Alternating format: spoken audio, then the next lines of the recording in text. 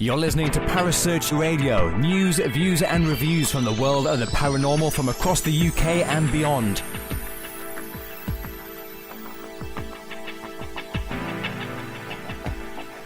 Find us on Facebook, Twitter and the World Wide Web. Parasearch UK Radio.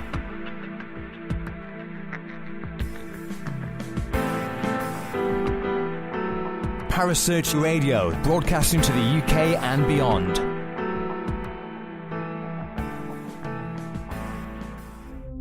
The views and opinions expressed by presenters and guests are their own and do not necessarily reflect the official policy or position of Parasearch Radio or its affiliates and sponsors. Listener discretion is advised.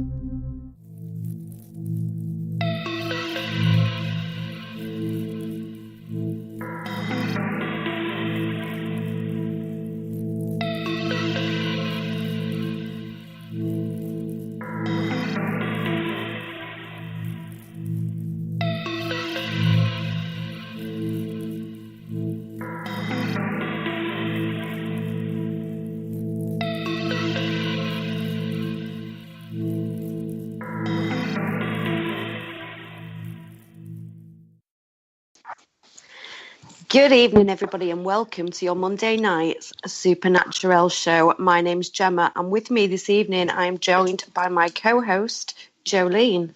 Hi, everybody. We hope everybody's had a great day, and our guest tonight is the lovely Stephanie Hutnik, all the way from the US. Good evening, Steph. Hello, everyone. How are you, my dear? I'm doing very well. How are you guys? I'm good. Joe? Yeah, I'm really good. Well, yeah, getting there. We're all hanging in there. We're all hanging in there. It's okay. It is Monday, so, you know, we do have to bear that in mind. On a Monday, nobody's ever feeling great, are they? I don't think so. No, I really don't. So tonight, Steph, we've got you on just because we thought it'd be such a good idea to bring you in and get the differences between paranormal investigating from over your side of the pond to ours. Yeah.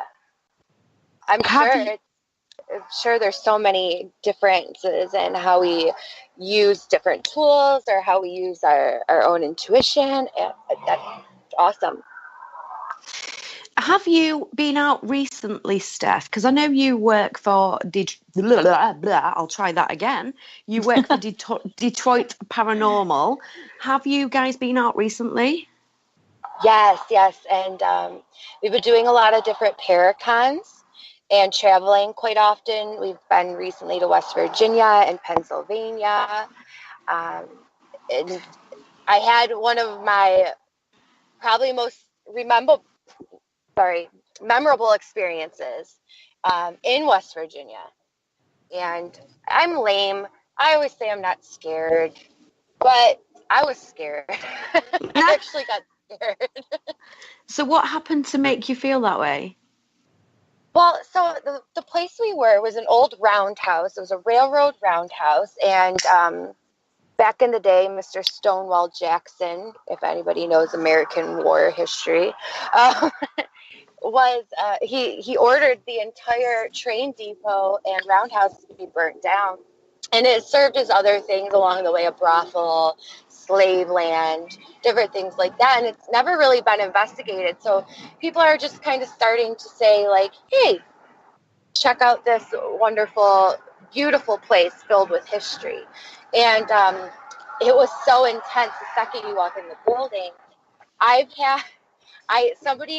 bought a necklace that day from one of the vendors, and it was a coffin pin nail from the 1800s, and it was beautiful how she, created into this piece. But I wore it without thinking about it. I didn't cleanse it, I didn't nothing. I just put it around my neck, and it was being pulled very tightly around my neck multiple times.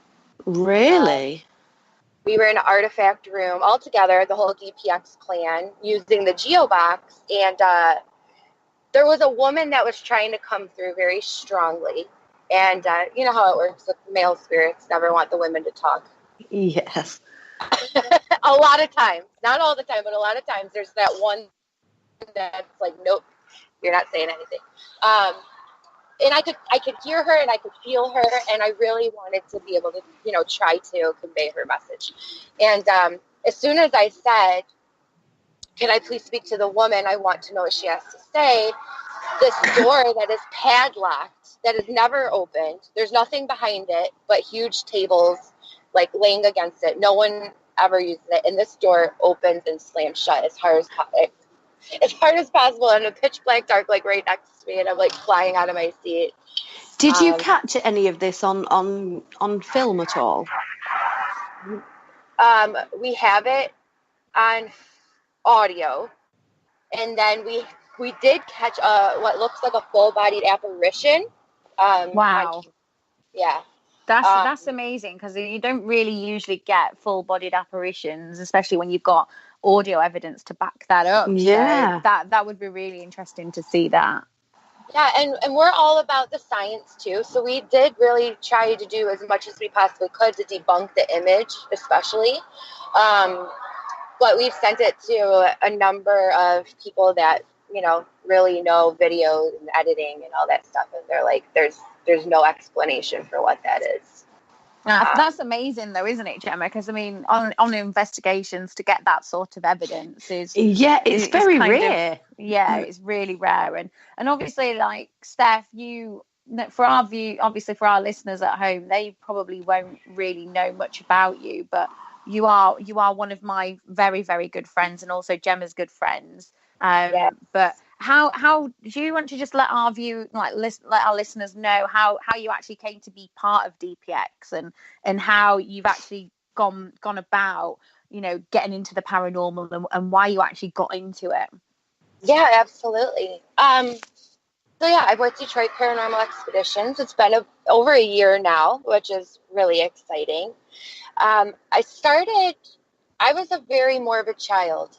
I would look into anything to do with death, not people actually dying after death, obviously, but werewolves, vampires.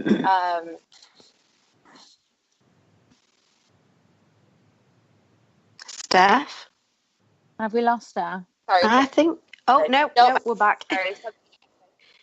Somebody called me. For everybody at home, please just bear with. Steph is all the way from the US, so, you know, if she does happen to disappear, we do apologize. I'm not disappearing. My boss. Yay, she's still here. Okay.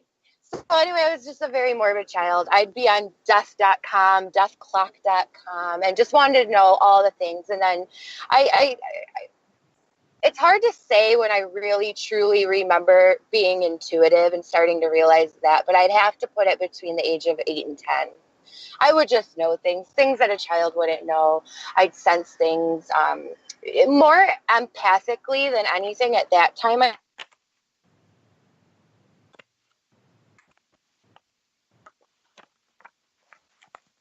Hello, Steph? Hello? I'm yelling. I'm texting my boss right now. Stop. I'm on a radio show. I've told you I had to leave work early. I'm on a radio show. Okay. It's Monday. What else? Okay. So then, I think it started more empathically than anything, feeling others' emotions, just being very in tune with, you know, whether it be my grandmother, my mother, my brothers and sisters, and just knowing different things. And it kind of just slowly started amping up from there. And I didn't know what to quite make of it. But when I was 17, I dreamt, or what I thought I was doing at the time was dreaming of my best friend died. And I woke up to the news that he had passed away, identically to the way I saw in my dream, which I know now to be a premonition.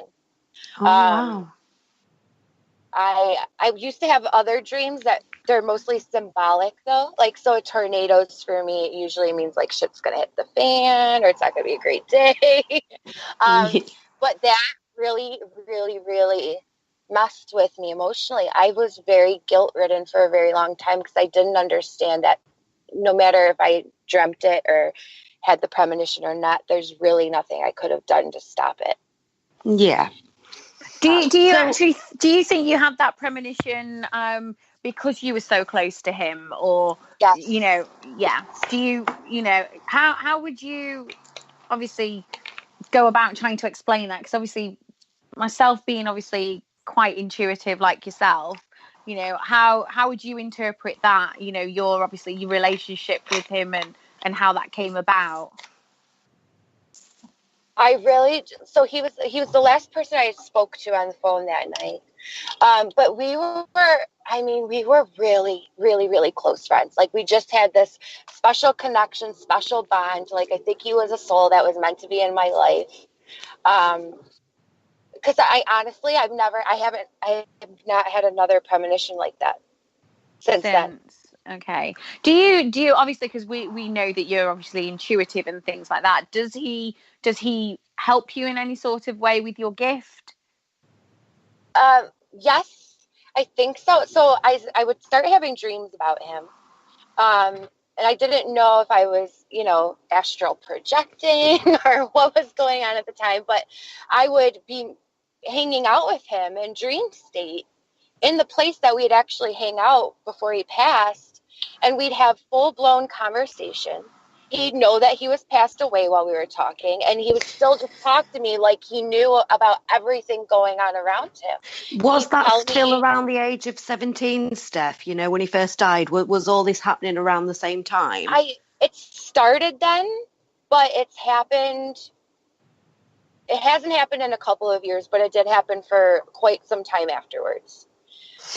Do you think that could be his way of coming through to you, just to let you know that he's okay, and especially with you having the gift, because at that age you wasn't entirely in touch with it or able to use it effectively. Mm-hmm. Yeah, I do think so, and I think he likes to tell me things so I can pass the info on to his mother. The last time I did feel him or sense him or communicate with him was this year, and he wanted me to tell his mom that he saw the flowers in the kitchen. Oh. And I messaged her, and she goes, "I don't have any flowers in the kitchen." And she goes, "I did. I took them to Joey's gravesite today." Oh, wow. And so to me, I think sometimes he just wants her to know, or me to know, or somebody to know that he's definitely hanging out. He's around, watching everything. As you was growing up, Steph, did you find it difficult to handle your gift as a teenager? That's from Kaz in the chat room. Yes. Did you say Daz? No. Kaz. Okay. I think you have a fan there, actually, Steph, if I'm honest. Yeah. I know. He said that I was yummy on the poster. No. That question's from Kaz Rooney. Kaz is a paranormal investigator too. Oh, wonderful. Yeah, I think it was really tough, especially being empathic. I mean, I didn't have a great time in middle school and high school, and feeling so different and not having anything relatable or anyone. I mean, I would joke around and say I'm psychic, or, just to see how people would react. I think my mom and my grandmother have always just trusted and believed in it. One of the first things when I found my dad at 21, one of the first things he ever asked me was if I was intuitive. I, in fact, thought I was psychic. And that was really weird to me, too, because I'm like, wait, how would you know that? And apparently his father was very, very, very, very intuitive. I was just going to ask if it runs in the family, because you do tend to find that there is some sort of a link there, even if it misses a generation or two, there is some sort of a family link. Yeah. And so I never got to meet him in life, but I feel them around me, I think. And then on top of that, my grandma told me that my great grandma, my nanny, who I was very close to as a child, was also very intuitive, but kept it very close to her chest, close to the vesting, and she didn't talk about it very often. Do you ever find it difficult or awkward to pass on messages? Because I'm only asking this question for the simple reason. When I first met Jo, I'd not even met her. I was speaking to her on a phone call purely by chance. And Jo was telling me things about people that I used to look after when I worked in a care home, and very specific details and room numbers and names. And there is absolutely no way that information could have been found anywhere, because obviously it's confidential. So I couldn't post anything on social media. Right. So when Jo was telling me all this information, she was like, "I'm really sorry, but I've got to say this. They won't leave me alone until I've passed these messages on." And I was absolutely flabbergasted, because it was it was just so correct from beginning to end. There wasn't one thing that was even remotely not accurate. So how do you feel when it comes to you having to pass messages on to, let's say, a random stranger?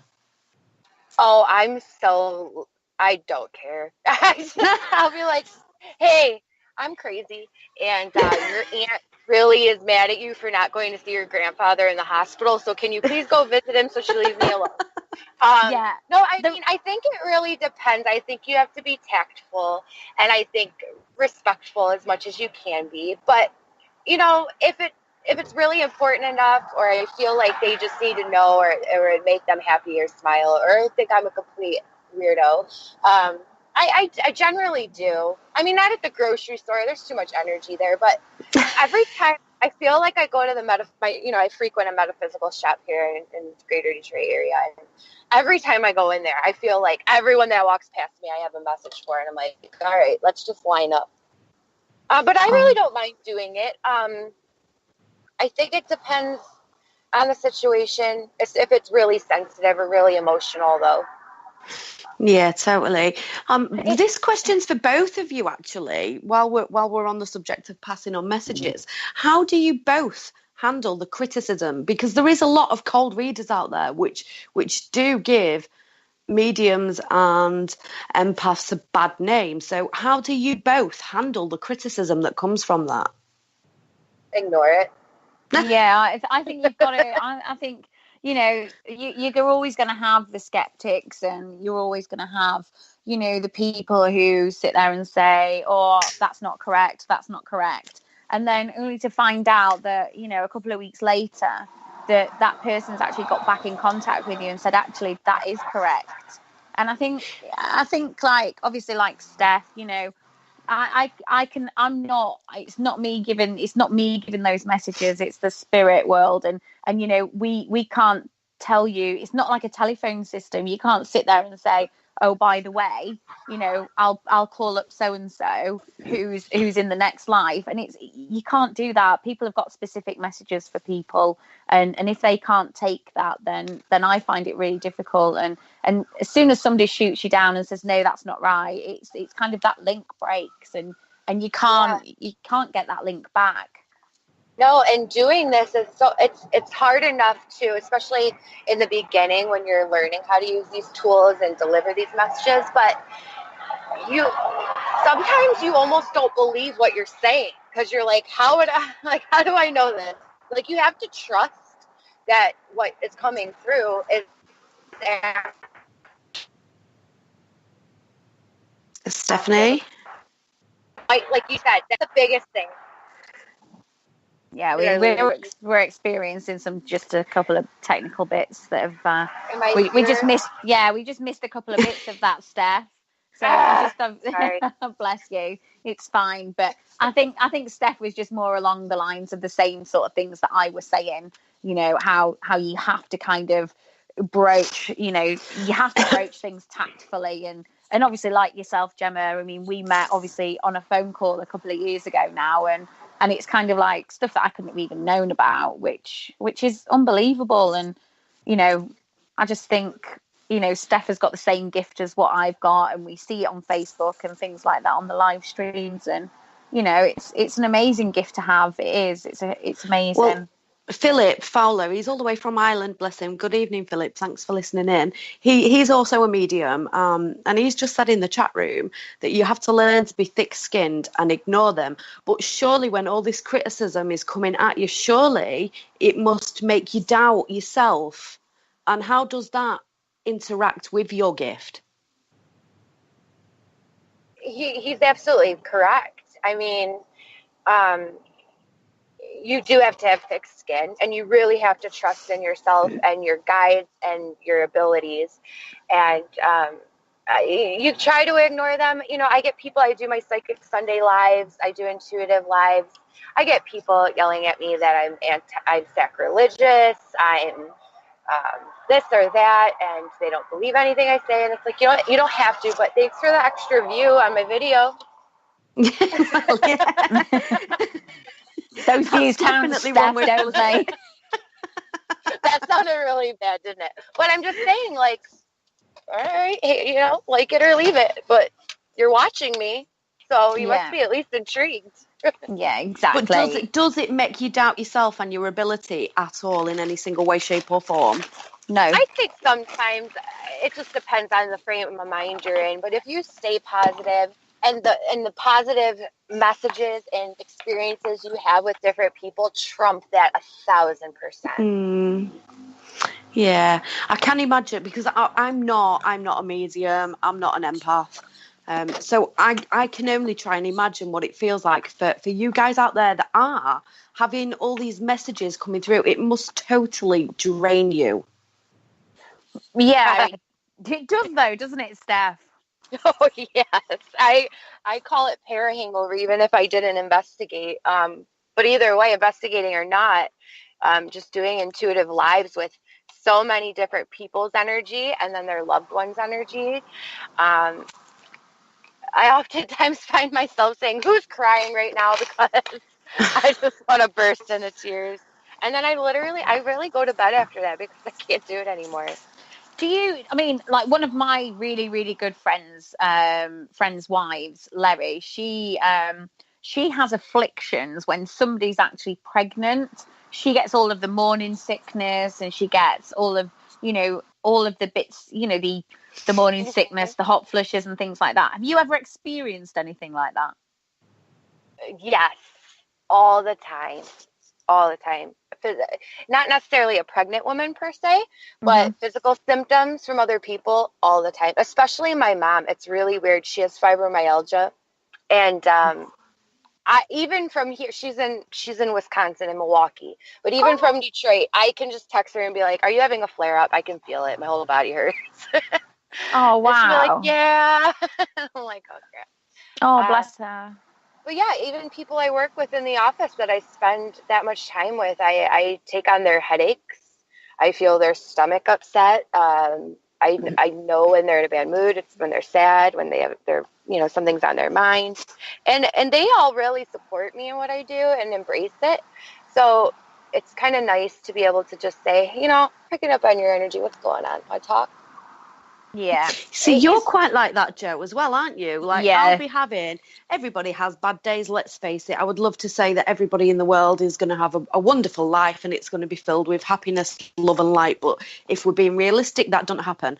And when I'm having a really bad day, Joe will just pop up out of nowhere and she'll be like, what's going on? It's like, what? I'm sure we must have been born together in a previous life, I think. Yeah. You guys know, I have a friend like that. My friend Matt Fiole, he's a fellow investigator. He lives in Tennessee, the team Gateway Paranormal.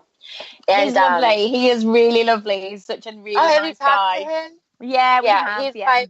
He's my bro, and he knows every time. Like we don't talk every day, but when we do, like today, this morning, I was having like a really bad morning at work just because things were crazy and it's Monday. And he just says, what's the matter? Like he'll just pop up and I'm like, how do you always know? Like I just do. Can I not just have a bad day without anybody knowing? I know. You can't No, in this so, game, I'm afraid. No, and I've really been trying to help him like on his spiritual journey, because I told him from the moment we started, becoming friends, I'm like, you're so gifted, you don't even know it. And now it's incredible what he's able to do. It really is. So for anybody that is listening and does feel like they are quite gifted, that they feel that there is room for improvement, how can you go about in improving what you've already got? Well, what I did is I found different mentors.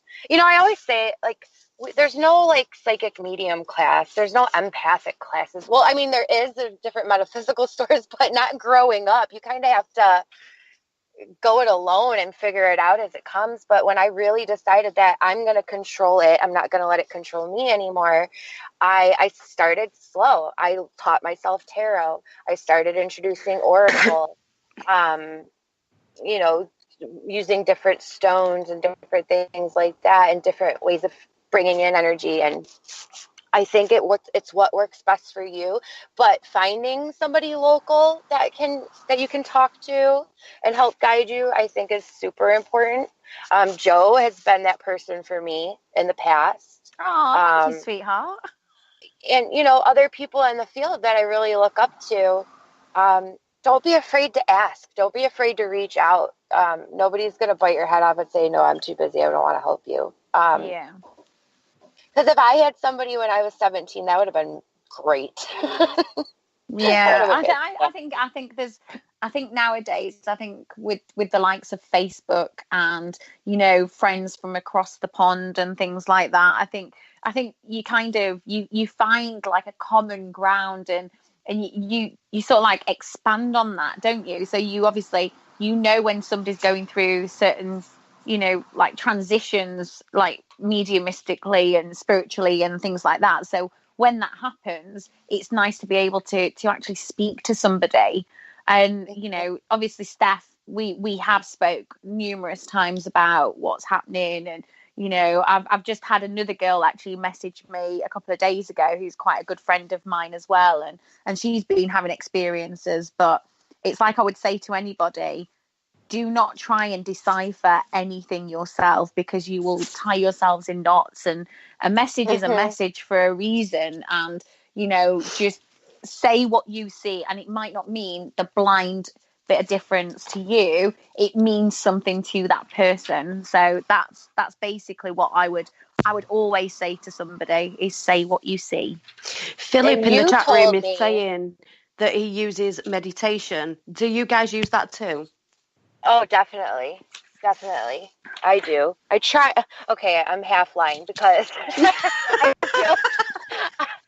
I really do, especially if I'm trying to really be open and read. And but I always say meditating is like going to the gym. You don't want to do it, but once you do, you feel really good. That will be me in the morning, Steph. When it comes to going to the gym, I'll be like, I sit here for a half hour and meditate in silence, but okay. Yeah, but no, I think meditation is so helpful. Guided meditation and using it for specific reasons and things. A lot of people ask me, and Joe, I don't know if they ask you, but who's my spirit guide? Who's my spirit? What's my spirit animal? I had to go on a journey myself to even figure out who some of mine were. They're not always ready for them to even know that who they are at that point either. So I think that's kind of hard. Yeah, I think with when people sit there and say, who's your spirit guide, it's kind of, I think they're just interested in kind of understanding how you work. But with any spirit guides, there's different guides for different people, and these could be a loved one, it could be, everybody says that we have a nun. Well, I'm yet to find obviously one of those. And I'm constantly talking to my spirit guides, and I've got around about 5, but then I sit there and think there's one dominant one who always speaks to me, and that is a loved one. So you can't sit there and say, you can't pinpoint who your spirit guides are, because like you say, you have to go on that mental journey yourself and try and be able to actually find out who they are for yourself, because they don't like to make themselves known. No, they really don't. And sometimes, like you said, you have about 5. I have about 5 or 6, and certain ones come and go at certain times. A lot of them come around when they need to be there. So does it depend on the situation that's happening then as to what spirit guide would come forward? Yeah, from a medium side of things, I would say, yeah, most definitely. It's I mean, Steph, obviously, she's got 5 or 6. So, if somebody's having a pretty tough time, I'd probably see 2 or 3. And it'd be like trying to obviously gain information from the 3 of them, and then obviously not deciphering it, but then obviously giving that, this has happened, this has happened, this has happened. And, you need to kind of all congregate together. And that's when your messages start to make sense. When you start to do that. So you said your main guide is a family member. My main guide is not human. Oh, okay. Well, do you want to explain, obviously, how? I know this is going to sound really strange, because obviously I know what you mean, but a lot of people, who listen to this won't actually know what you mean. So, okay, so I call him K, or Kilden, because his name I don't think we could ever actually pronounce. It's very old angelic type name. So he's never been human, and he shapeshifts.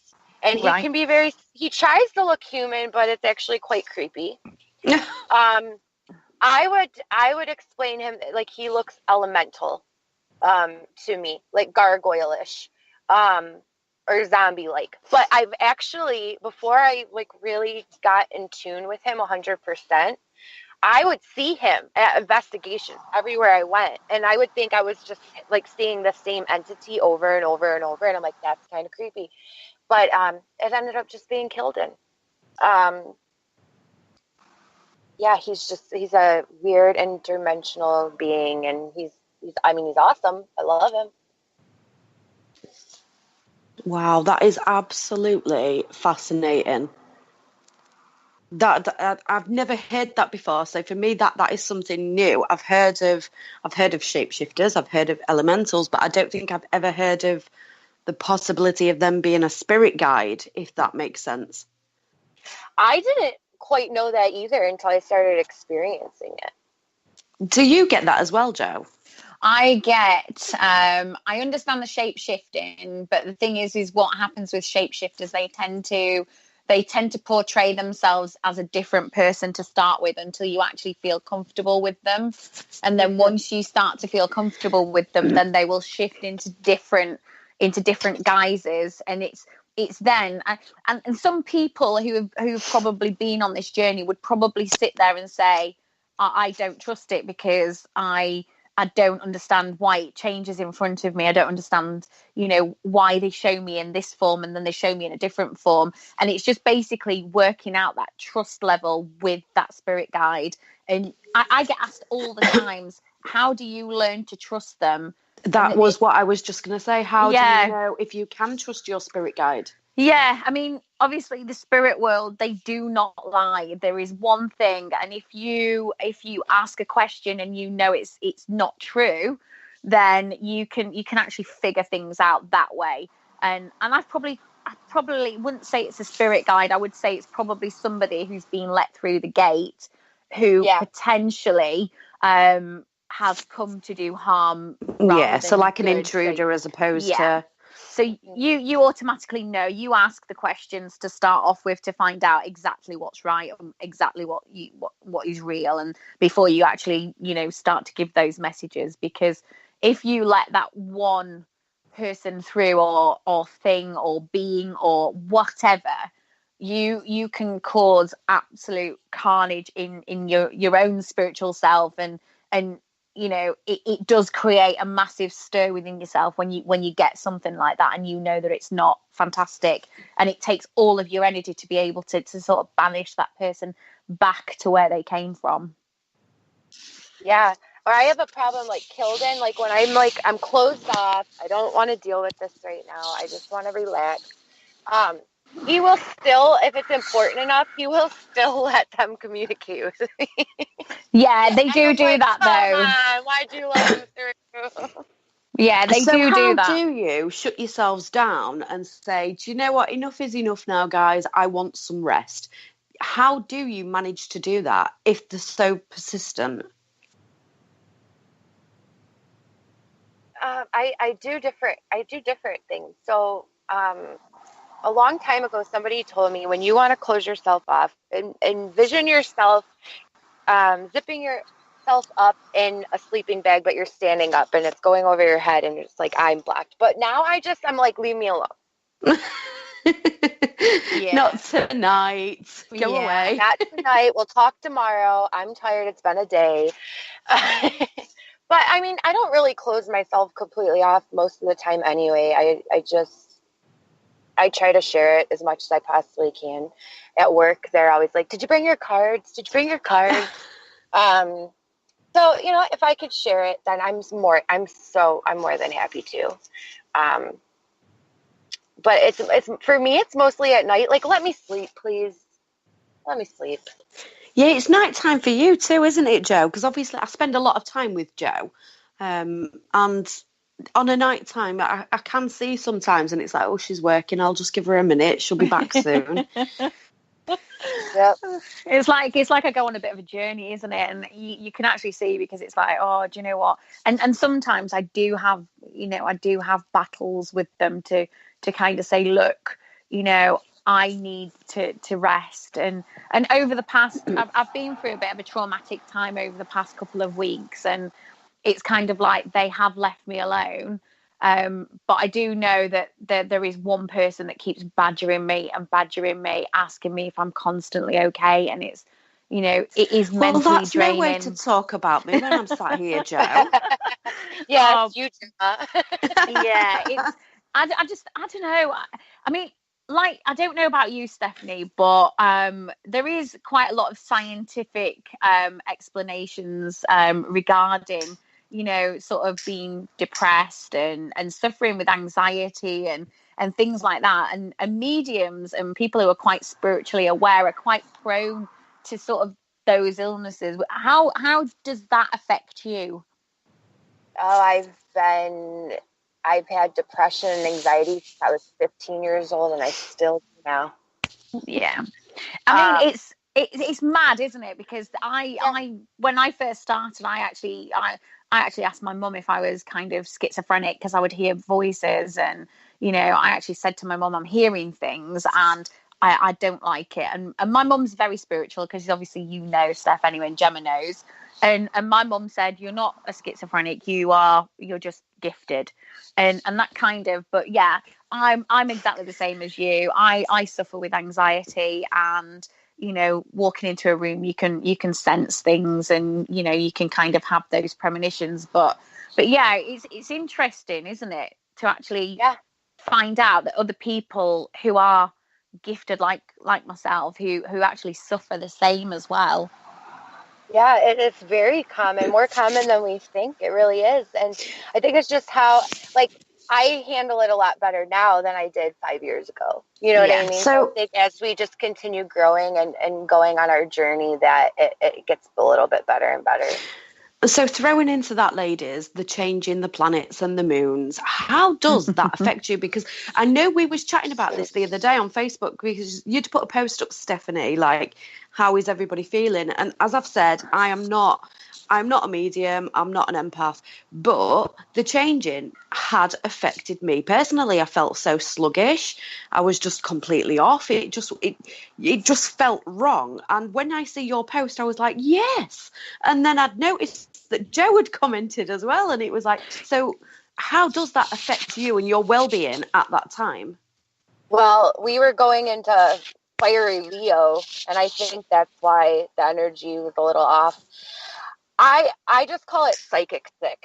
That's what I've labeled it, psychic sick. Yeah, I think, because obviously Yeah, because when the planets kind of, I know it sounds stupid because this is more like, it's more astrology and more things like that. But when any of the planets, and i.e. Mercury, which is probably one of the most, we hear about Mercury retrograde, we hear about that constantly. But Mercury was actually it's starting to come through into Leo, which obviously then causes a little bit of upset within the, obviously, the atmosphere. But yeah, it was quite funny because I was like, I've just had the worst couple of weeks ever, and this doesn't seem to be letting up. And once I read that, I kind of thought, oh, somebody else is going through it. And then when Gemma put something on, I was just like, wow, how many more people has this affected? I know the amount of response, like comments and responses I got to that post, like I was very surprised about it because I didn't, I'm thinking as a spiritual and intuitive person. So I'm like, then you get all these people that do all kinds of different things. My days off. And I'm like, wow. Like, so does it really, how many people does it actually affect? They've said forever that solar flares affect us. It affects the moon, affects the tides, all that thing. Like, how is it tying together though? Not on a spiritual level, but like a scientific level as well. I've always been curious about that. It's like a change, isn't it? It's a massive change in, well, everything really, even down to the electromagnetic fields that are in the earth. Once that changes, I think everybody feels it in one way or another, whether you realize it at that time or not. I think I can feel it, and I've not got a gift.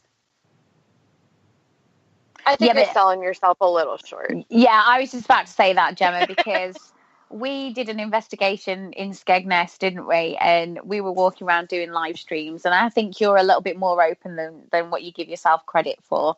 You'll understand. I'll say to you, I've got the name of Edgar, and I'll say something, you're like, oh, right, okay, and then you'll say, okay, so roughly how old? And I think the more time you spend with me, the more open you get. Oh, I definitely, every time we're on, even if we're not on an investigation, if I can see that you're working, and to be fair, Steph, I'd probably be exactly the same with you, because when a medium or an empath is working, you get like a glazed look over your eyes, so it's like you're there, but you're not quite there.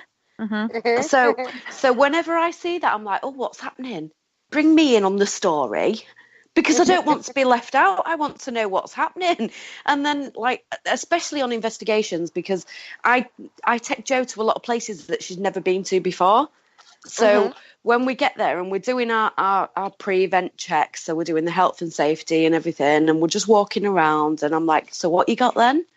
And then I'll know, because I'm so lucky, I've been to a lot of locations, and because I'll already know stuff that's happened or things that people have told me. And then when Jo says something, I'm like, okay, so I'm going to dig a little bit further, because you're right, but I want more. Yeah. Do you get that with DPX as well, Steph? Do you get the stuff like what's happening? Yeah, definitely. So normally when we go somewhere that we haven't been before, I'm not privy to any information up front. I have the address. I go there through my GPS. That's it. So I'll do a walkthrough and pick up, as I walk around, pick up on different things. They'll validate it, or it'll start making sense throughout the night as, things go on. But I have to say that, just like you guys just said, like, you're more sensitive maybe when you're around Jo, or you're becoming more sensitive. I think that Tanya on our team has become way, way sensitive. I think that Todd and Jeff are more aware of how sensitive they actually are. And it's kind of, it's incredible to see it happen. Really see, you have a great team over at DPX anyway. Obviously, myself and Jo do speak to you guys. We do follow you. If you're doing a live stream, we will just pop up and say hi. And as a team, I think once you've got a really good team and the energy flows between your staff team, I think you do tend to get a lot more activity anyway. I agree. And I think it's so super important. We're like family on DPX. And you guys are a family. Yeah, we're the extended over the seas. You're our across the pond family, but it's intent, and knowing that all these individuals have your back, and we're just all very supportive of each other and what we do, and when we investigate, we take ourselves seriously, but we like to have fun too, and it's been a wild, amazing ride with all those guys. I give Todd crap every day, but I call him Dad. I think that's what the men are there for, though. I mean, I think this year is the year for us ladies, personally. Yes, exactly. I think so too. We love our men. Sometimes. Yeah, but I feel like the field is just saturated with them, and there's a lot of women doing amazing, empowering things, and there's amazing women for everyone to look up to in the field. So I've been trying to do that myself on DPX Radio, is have like females in the field empowerment month. Like, I think that's amazing because obviously, we talk about girl power, and we talk about, the field being saturated with male, obviously the male species. That sounds really... that sounds so bad, doesn't it? I tried to think of something really cool to say, but I just couldn't. But obviously it's the likes of the media, though, isn't it? They're showing constantly guys, here, there, and everywhere. But how cool would it be for an all-girl team to be investigating and doing these TV shows and things like that? Definitely. I mean, we have Corley, bless him, and I keep threatening to put him in a dress just so that we can say, we are all girls. You should do it. Just totally pop him in a dress and say, there you go, put some lippy on, and away we go. Yeah, definitely. But no, it's long overdue. It is quite a male-orientated field, without a doubt. And I personally, I think when you're speaking to people and they'll say to you, what do you do in your spare time? And you're, I'm a paranormal investigator. I think people, especially men, can be a bit like, what, really? That's not really a girly thing to do. Yeah, but who says that it can't be girly? I just found myself in so many situations where I feel like if you put a male medium and then me next to him, and he said something, I said the same thing, but they only heard him physically say it, that they'd believe him over me. Yeah. And that's sad. Do you get that as well, Jo? Yeah and no. I mean, like, I work with quite a lot of different mediums, spiritualist churches and things like that. But 9 times out of 10, the mediums that I tend to work with, and there's a well-known medium who was touring last year, and she was really good. But some of the information that she kind of got, I actually expanded upon, because I got the same gentleman with me. And that was backed up by the 3 young ladies that were actually speaking to me afterwards as well. And, it's things like that. You can potentially pick up something more than what another medium could do. So it's expanding. Once you've got on that, once you're both on that same wavelength, and you've got the same spirit person there, it could be a possibility that Steph might get, for argument's sake, she might get something, and then they'll give me something totally different. So it kind of, everything all comes together as one big jigsaw. All the time. Yes. And I love being able to play off another sensitive or medium and put it all together like a puzzle. It really is wonderful when you're able to work with someone like that. It really is cool. And I don't think people understand either, like, we can't command spirit to be present. I think that's a big misconception with mediumship and doing readings, is that I would love your mother to come through, but I can't force her to. Yeah. Your uncle and your stepdad might come through instead, but you know what I mean? It's just, even when I do my lives, they want to know something super specific at that very moment, and I can't always give it to them, and that's what breaks my heart. It's going back to what you said earlier, though, isn't it? You both said earlier that it's not like you can just dial up and just give them a ring and say, just pop along a minute because I need to ask you some questions. It doesn't work like that, but it's the same when you're out doing a paranormal investigation. as much as you would love to say, do you know what, come along to this event tonight because we're going to have amazing activity that's going to blow your mind. We cannot guarantee any paranormal activity. And I guess that is exactly the same for you guys as mediums. You can't guarantee that you're going to have the information that people want at that time. Nope. Can't. Intuitively, like if they just want to know, like, should I take this job or, okay, that, it is, the information's usually always there in some way. But when it comes to family members, loved ones, friends, it's not. And usually, I always tell them, they're like, is my mom near me? Is my dad near me? Is my grandma near me? I'm like, don't ever ask me that question because yes, they are. But they come at different times and they're there when you need them and you might not even realize it. But I always just tell them, talk to them. Say, Yeah. Mom, I miss you. Come around. Yeah, exactly. I think, sometimes it's really warming for somebody to it's comforting for somebody to hear that their loved ones are around them. But what people tend to forget is, they automatically think out of sight means out of mind. And obviously because they're no longer here on the earth plane anymore as a physical being, they're actually, a spirit person. I don't think people actually realize that the spirit world is always and always will be all around us all the time. Right. And then I wanted to get your ladies' take on our soul lives, because so I have this weird theory that I think that we decide our lives that we live before we live them, and we sign like a soul contract, and it's always to teach us lessons. But that's why we have deja vu. It's because we see the life we're going to live before we actually live it. No, it's a weird theory, but like... No, I think I can understand that, to be honest. Because, we was on about this last night. We did a little pop-up last night. There was myself, Kerry Greenaway and Kaz Rooney, and we just did a little pop-up, a little Sunday night pop-up radio show. And we was on about, life after death. And it's one of those things that I guess we'll never know until the time comes. Mm-hmm. But...